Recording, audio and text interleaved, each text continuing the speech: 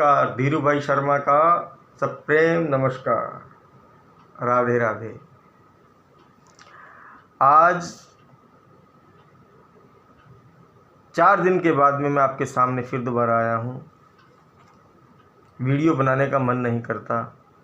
देश की आर्थिक स्थिति, मानसिक स्थिति बहुत बिगड़ चुकी है। हर आदमी परेशान है। इस परेशानी को देखते हुए आज मैं जो बोलने जा रहा हूँ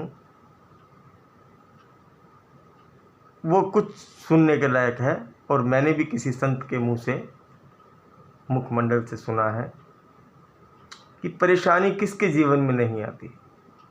कभी परेशानी से हारना नहीं चाहिए, और जिसके जीवन में परेशानी ही नहीं उसका जीवन व्यर्थ है। एक बार की बात है, एक गांव था बिहार में। गांव का नाम मुझे याद नहीं है। बिहार में एक गांव था, उसमें एक दंपत्ति रहते थे। उन्होंने पुत्र को जन्म दिया। बड़ा सुंदर पुत्र हुआ। बहुत घर में खुशी हुई कि पुत्र रत्न की प्राप्ति हुई। उनका एक बड़ा पुत्र पहले था, ये छोटा पुत्र था। परिस्थितियां ऐसी आई कि जब ये पैदा हुए तो उनके पिताजी का स्वर्गवास हो गया। आर्थिक स्थिति बिगड़ने लगी। कुछ दिनों बाद माताजी का भी स्वर्गवास हो गया। छोटा था, माँ बाप ने उनका नाम रखा राम टहल।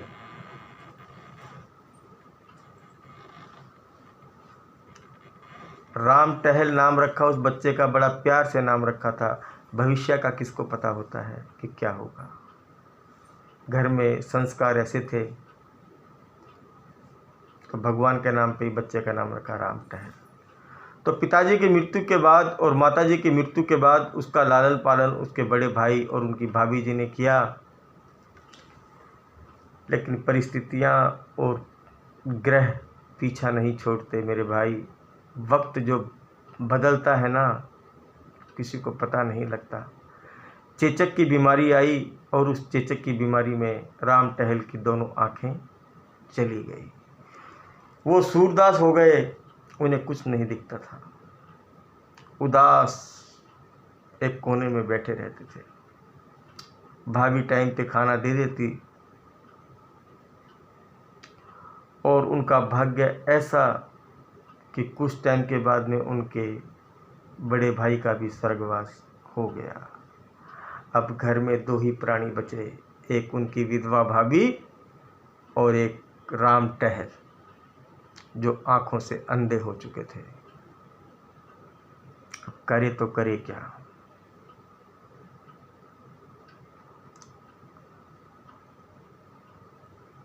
उन्होंने एक बार अपने गांव में कहीं पे राम कथा हो रही थी, वहाँ चले गए।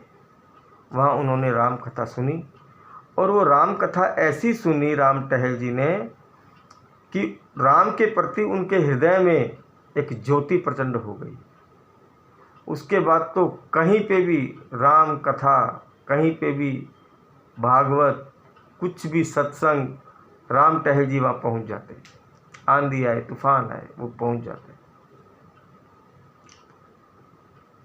एक बार गांव से 2 किलोमीटर दूर भागवत कथा हो रही थी। अब साहब राम टहल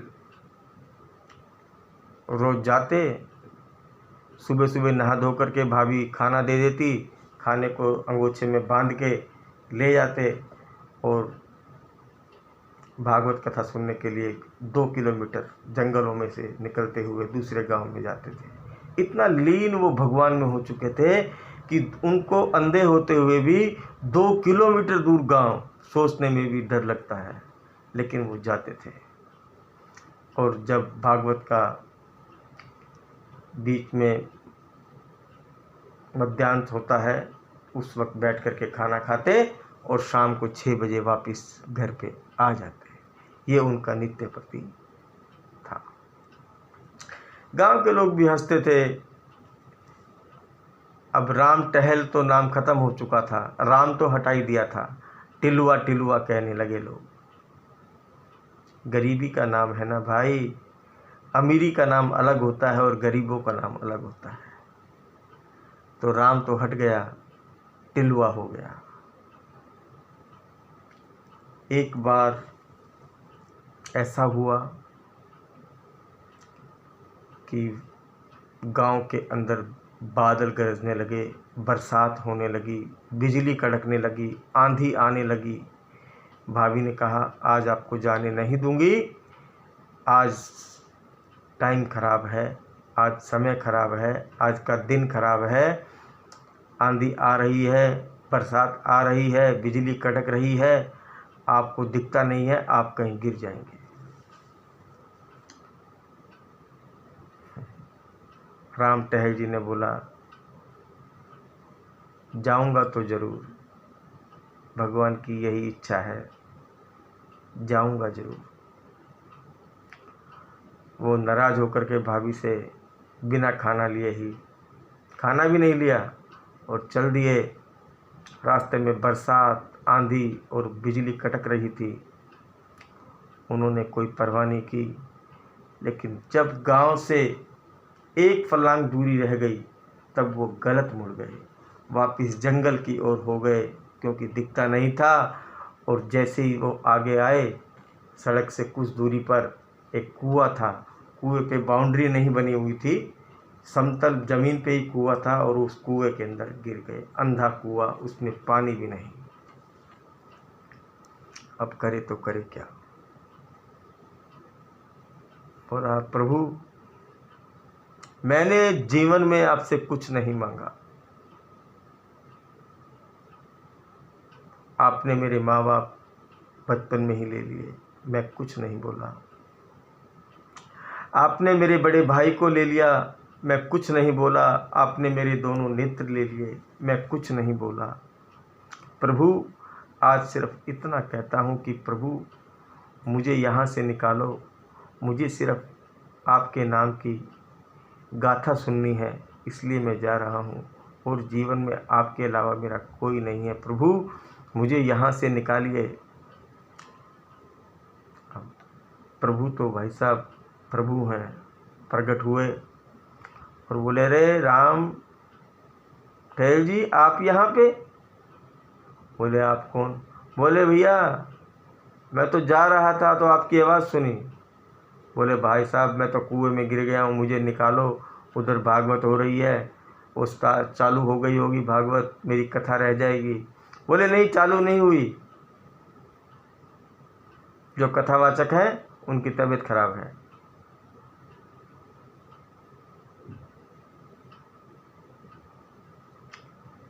तो बोला साहब मेरे को उस कुएं में से निकाल। बोले कुआं नहीं है, खड्डा है, ये कुआं नहीं है। बोले देखो बहुत गहरा है। बोले ये खड्डा है, कुआं नहीं है, अभी निकालता हूँ आपको मैं, किसी को बुलाने की ज़रूरत नहीं है, रस्सी की ज़रूरत नहीं है।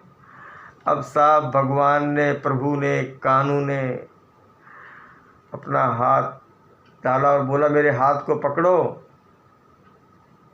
तो राम टहल जी बोले हे भगवान मेरे को तो दिखता नहीं है, मैं कैसे आपका हाथ पकड़ूं, लेकिन आपको तो दिखता है, आप ही मेरा हाथ पकड़ लीजिए।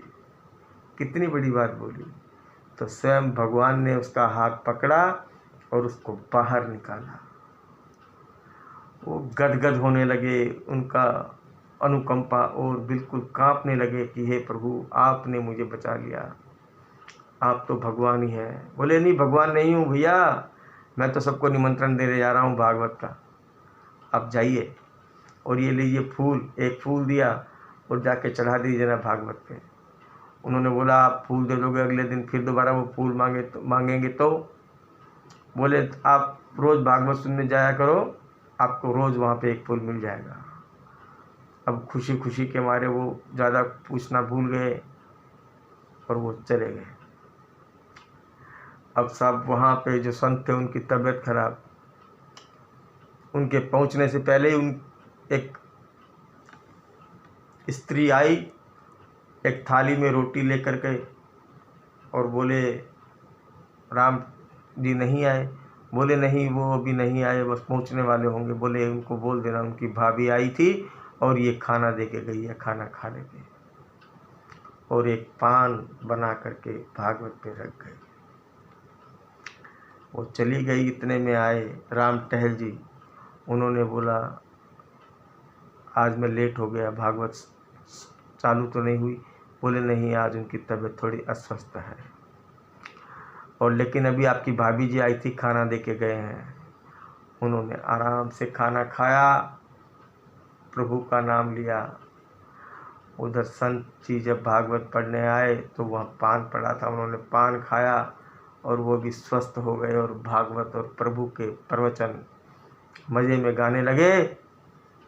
शाम को 6 बजे जब भागवत का समापन हुआ तो भाभी की लाई हुई थाली और लोटा लेकर के वो घर पे आए। बोले भाभी मेरी गलती हो गई, मैं खाना लेके नहीं गया, नाराज़ होकर चला गया और आपको ये खाना लेके वहाँ पे आना पड़ा, मैं माफ़ी चाहता हूँ। भाभी बोली मैं गई नहीं, मैं वहाँ गई नहीं, तो थाली कौन दे गया, खाना कौन दे गया। अजीब बात है। अगले दिन जब राम टहल जी वहाँ पे गए और सारी बातें उनको बताई तो संत बोले राम टहल तुम्हें तो साक्षात भगवान मिले हैं। हमें इतने साल भागवत पढ़ने के बाद भी हमें भगवान नहीं मिले, और तुम्हें सिर्फ सुनने में ही भगवान मिल गए, क्योंकि तुम्हें अटूट विश्वास है, अटूट विश्वास है। इसीलिए भाई भगवान पे विश्वास रखो, भगवान जरूर मिलते हैं, और आपकी मुसीबत में, आपके बुरे समय में भगवान सदैव आपका साथ देते हैं। भगवान को याद रखो, भगवान को कभी भूलो मत, समर्पित हो जाओ, आत्मसमर्पण कर दो प्रभु के चरणों में, वो आपकी मदद जरूर करेंगे। इतना कहने के साथ ही समाप्त करता हूँ, और मेरे चैनल को सब्सक्राइब जरूर करना, कमेंट जरूर करना, लाइक जरूर करना, ताकि आने वाले दिन में एक नई कहानी के साथ फिर दोबारा आपके सामने पेश होऊंगा। तब तक के लिए नमस्कार, जय हिंद, जय हिंदुस्तान, जय भारत।